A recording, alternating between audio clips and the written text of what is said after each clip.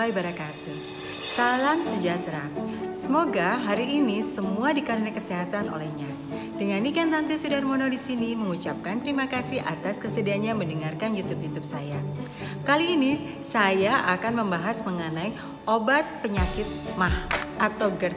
Bagi teman-teman yang sering bermasalah pada pencernaannya atau sering merasakan sakit MAH, biasanya sangat akrab dengan obat yang kita kenal dengan PPI atau proton pump inhibitor.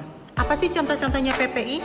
Contoh-contoh PPI saya sering menyebut adalah obat oleh-oleh karena biasanya obatnya ada nama depan, belakangnya adalah oleh. Jadi misalnya lansoprazole, omeprazole, esomeprazole, atau itu disebut juga dengan Nexium, lansoprazole atau Dexilat, ya, dan macam-macam. Jadi biasanya kalau ada nama mereknya, kita perhatikan di dalamnya ada tulisan mengandung sesuatu. Nah, itu biasanya ada oleh-oleh ya. Jadi saya sering sebut adalah obat oleh-oleh. Obat oleh-oleh ini adalah si PPI ini.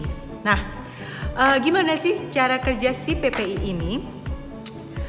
Sebetulnya PPI ini untuk pertolongan pertama saja. Jadi untuk pertolongan pertama jika ada masalah dengan pencernaan kita, lalu kita diberikan PPI sesuai resep.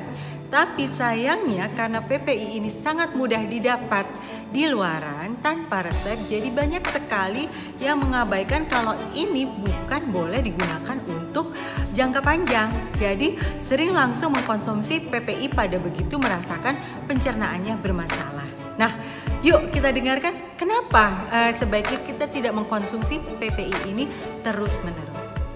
Yuk kita pelajari bersama apa sih yang terjadi pada asam lambung kita.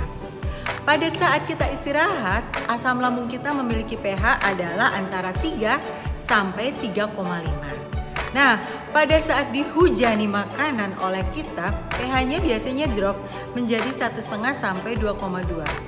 Terkadang pH yang terlalu rendah ini akibatnya membuat kita tidak bisa memproses makanan yang masuk karena kurang asam, sehingga makanan ini akan tinggal lebih lama di dalam lambung kita. Seperti kita ketahui, jika makanan ditinggal terlalu lama di dalam lambung kita, di mana lambung kita juga memiliki banyak bakteria, akibatnya akan terjadi proses fermentasi. Nah, kita tahu ya, makanan yang difermentasi seperti misalnya contohnya tape, atau juga biasanya kita membuat seperti kombucha atau kefir, itu ada gas, ya kan? Ada gas yang rasanya gas-gas tape ini. Nah, gas inilah yang naik ke atas ke kerongkongan kita, di mana kerongkongan kita ini tidak didesain untuk menerima sesuatu yang asam. Akibatnya apa? Akibatnya sakit di kerongkongan, kadangkala menjalar ke jantung kita. Jadi rasanya kayak tertekan, deg-degan, kayak sesuatu yang salah. Nah, itu akibatnya jadi kita rasanya kayak kena penyakit jantung, padahal bukan. Padahal karena makanan terlalu lama tinggal di dalam lambung kita, tidak bisa diproses, akibatnya dia fermentasi. Ini yang terjadi. Nah, sebelum ini terjadi, dibantulah dengan PPI. PPI ini selain dia mengikat agar tidak terjadi kenaikan asam lambung atau sisa buangan tadi yang fermentasi tadi, juga dia membantu si asam lambungnya agar bisa membantu memproses makanan. Nah, seperti kita ketahui, asam lambung itu adalah sesuatu yang normal terjadi pada tubuh kita. Jika terus-menerus dibantu oleh PPI, akibatnya lambung kita jadi malas. Dia tidak mau lagi mengeluarkan enzim-enzim yang sebenarnya kita butuhkan. Ya, jadi karena selalu dibantu, dia jadi malas. Konsepnya persis dong kayak kita sendiri. Apalagi saya. Kalau saya banyak bala bantuan, saya jadi pemalas. Saya jadi gak mau ngapa-ngapain, ya udahlah udah dibantuin ini, ya kan? Tapi coba kalau saya tidak dikasih bala bantuan, saya akan berusaha fight lebih kuat. Nah, itu sama dengan tubuh kita.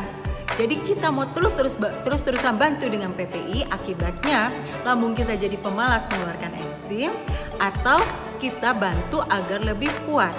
Nah, selain itu juga karena dia mengikat banyaknya si proton pump ini diikat oleh si PPI, akibatnya kayak balon. Jadi tubuh kita nggak tahu kalau kita lagi pakai PPI, dia terus produksi.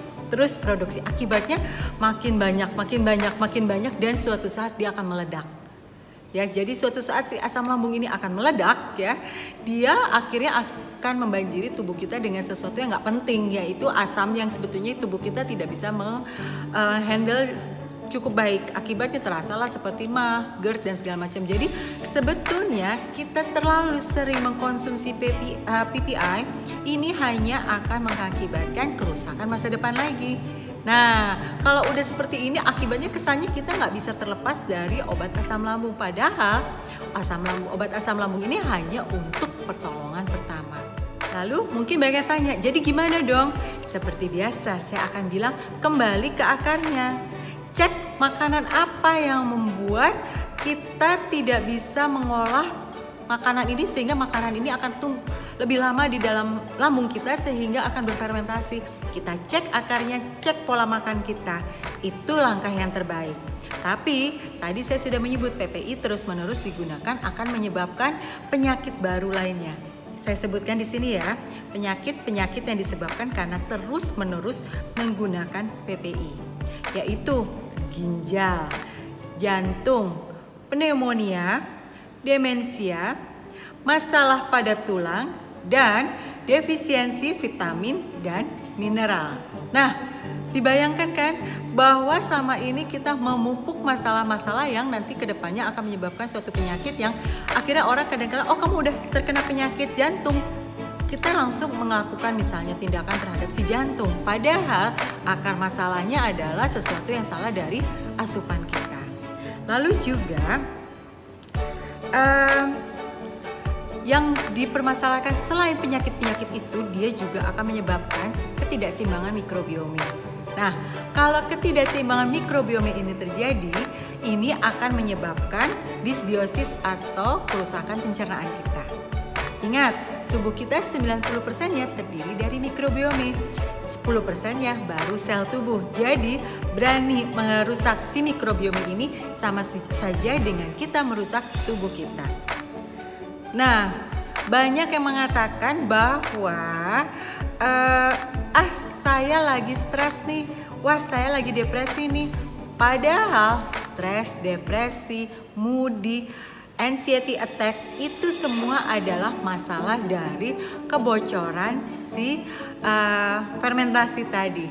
Ingat, ada hubungan antara brain and gut axis atau hubungan antara otak dan gut. Jadi semua masalah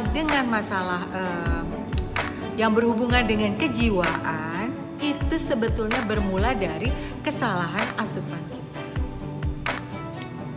Nah, jadi bagaimana caranya kalau kita mau mulai melepaskan diri dari PPI?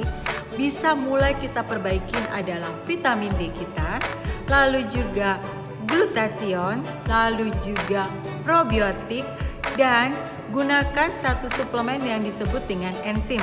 Di mana enzim ini terdapat bahan-bahan dari seperti nanas, seperti pepaya, di mana itu sudah diekstrak untuk membantu agar tubuh kita dapat menetralisir makanan-makanan ini. Dan dia adalah sesuatu yang natural juga. Jadi bukan seperti PPI menggencet proses natural yang akibatnya akan meledak, tapi ini akan membantu menambahkan enzim-enzim yang memang dibutuhkan oleh tubuh kita.